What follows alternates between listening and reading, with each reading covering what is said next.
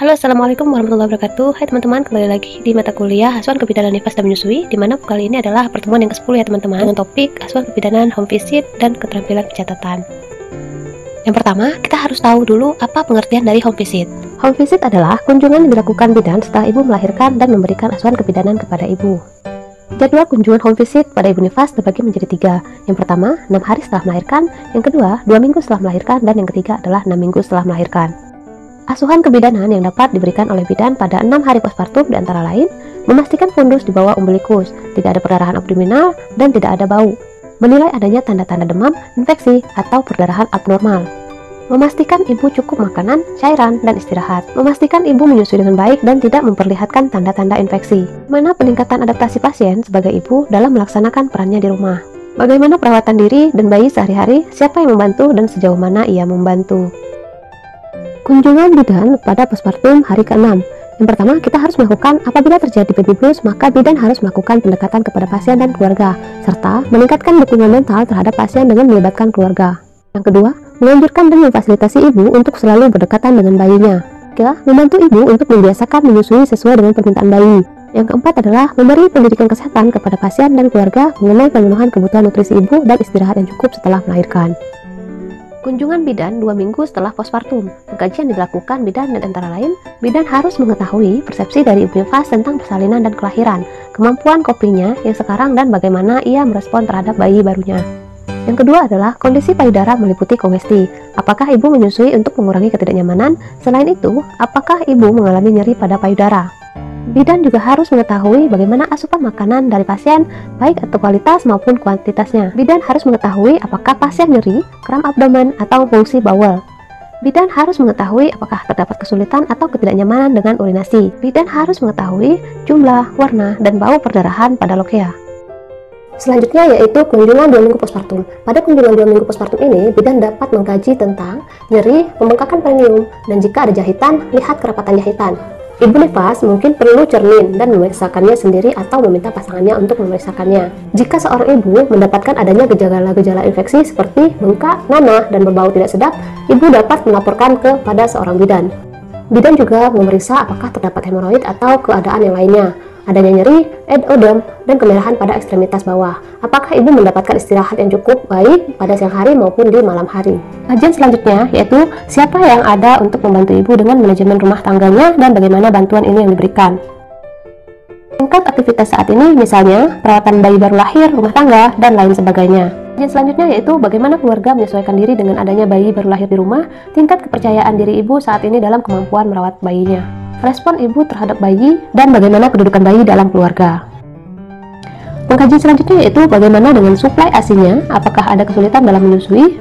Yang kedua yaitu pola berkemih dan buang air besar termasuk frekuensinya. Yang ketiga, warna kulit bayi, apakah ikterus atau cyanosis. Dan yang keempat, keadaan tali pusat, apakah terdapat tanda-tanda infeksi, serta keadaan genitalnya bagaimana. Dan terakhir, bagaimana bayi bereaksi terhadap lingkungan sekitarnya, termasuk apakah bayi dapat tidur dengan nyenyak, tidur puas, dan tampak puas setelah menyusu. Apakah bayi sering menangis, sangat tajam perhatiannya saat terjaga, dan lain sebagainya. Pemeriksaan fisik pada ibu pada 2 minggu postpartum seperti tekanan darah, suhu tubuh, keadaan payudara, pengkajian abdomen, pemeriksaan perineum termasuk pengkajian lokea. Selanjutnya pemeriksaan fisik yang dilakukan pada bayi setelah 2 minggu postpartum. Yang pertama, vital sign. Yang kedua, pemeriksaan tanda-tanda dehidrasi, turgor kulit, cekungan fontanel. Yang ketiga, auskultasi jantung dan paru-paru.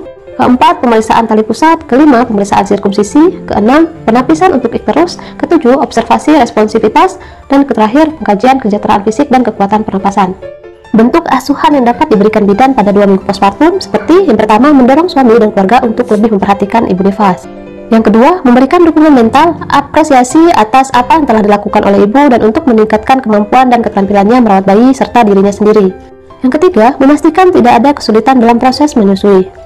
Pengkajian 6 minggu postpartum, bidan dapat mengkaji antara lain pengkajian pertama yaitu permulaan hubungan seksual, jumlah waktu, penggunaan kontrasepsi, dyspareunia, kenikmatan, dan kepuasan wanita terhadap pasangannya.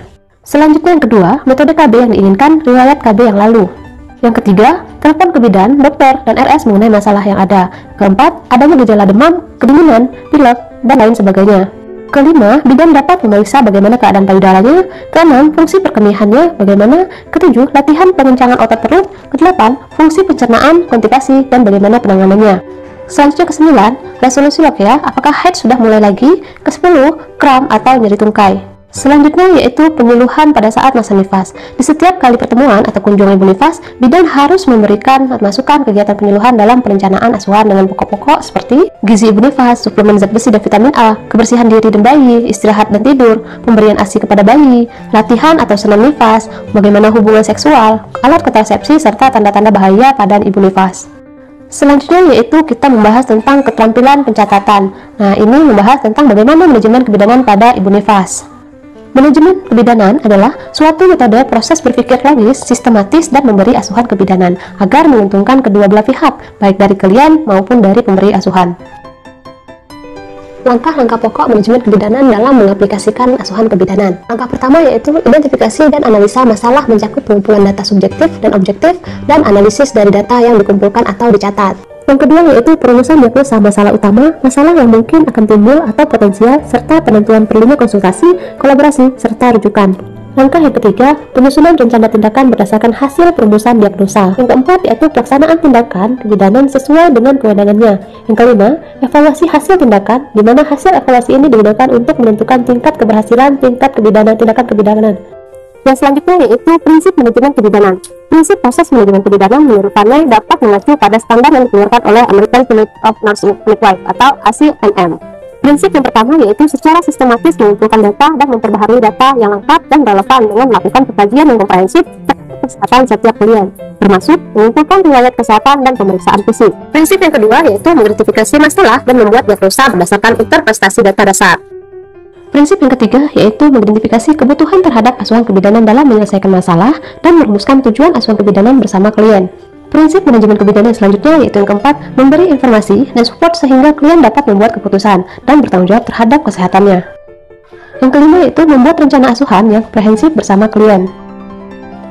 Yang keenam, secara pribadi bertanggung jawab terhadap implementasi rencana asuhan individual. Prinsip yang ketujuh yaitu melakukan konsultasi, perencanaan, dan melaksanakan manajemen dengan berkolaborasi dan merujuk klien untuk mendapatkan asuhan selanjutnya. Prinsip manajemen kebidanan yang kedelapan, merencanakan manajemen terhadap komplikasi tertentu dalam situasi darurat dan bila penyimpangan dari keadaan normal.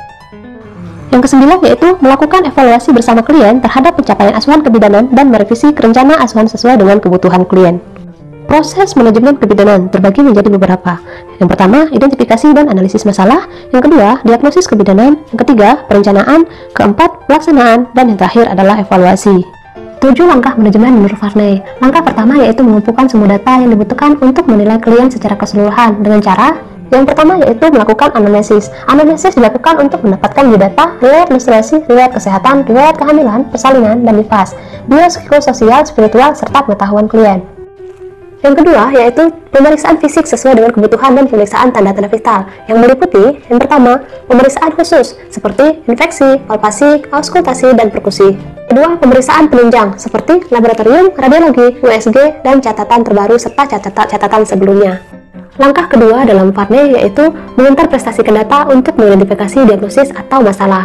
Diagnosis kebidanan adalah diagnosa yang ditegakkan bidan dalam lingkup praktek kebidanan dan memenuhi standar nomenklatur diagnosa kebidanan. Adapun standar nomenklatur diagnosis kebidanan adalah sebagai berikut. Yang pertama, diakui dan telah disahkan oleh profesi. Yang kedua, berhubungan langsung dengan praktik kebidanan. Yang ketiga, memiliki ciri khas kebidanan. Yang keempat, didukung oleh clinical judgment dan praktik kebidanan. Dan yang terakhir adalah diselesaikan dengan pendekatan manajemen kebidanan. Langkah ketiga dari manajemen menurut Farney yaitu mengidentifikasi diagnosis atau masalah potensial dan mengantisipasi penanganannya. Langkah keempat yaitu menetapkan kebutuhan terhadap tindakan segera, konsultasi, kolaborasi dengan tenaga kesehatan lainnya serta rujukan berdasarkan kondisi klien.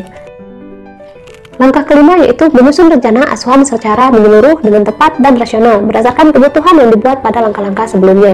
Langkah keenam yaitu pelaksanaan langsung asuhan secara efisien dan aman.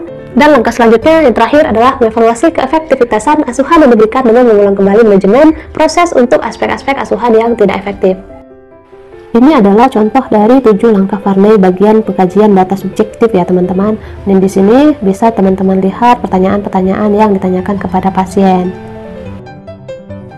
Selanjutnya yaitu tentang pengkajian data objektif. Pengkajian data objektif dilakukan dengan cara pemeriksaan fisik sesuai dengan kebutuhan, melalui kegiatan inspeksi, palpasi, auskultasi, serta perkusi. Pemeriksaan meliputi 3 komponen, yaitu pemeriksaan umum meliputi keadaan umum ibu dan tanda-tanda vital. Kedua, pemeriksaan khusus obstetri, inspeksi, palpasi, auskultasi, dan perkusi. Yang ketiga yaitu pemeriksaan penunjang. Pemeriksaan penunjang meliputi laboratorium sederhana seperti HB dan protein urinaria. Berikut adalah contoh dari pengkajian data objektif. Ini adalah contoh pengkajian data objektif yang dapat teman-teman lakukan untuk membantu teman-teman dalam tindakan yang harus teman-teman lakukan kepada Ibu Nifas di layanan kebidanan. Baiklah teman-teman, saya kira cukup sekian. Mohon maaf apabila terdapat kekurangan dan kesalahan. Saya akhiri. Wassalamualaikum warahmatullahi wabarakatuh.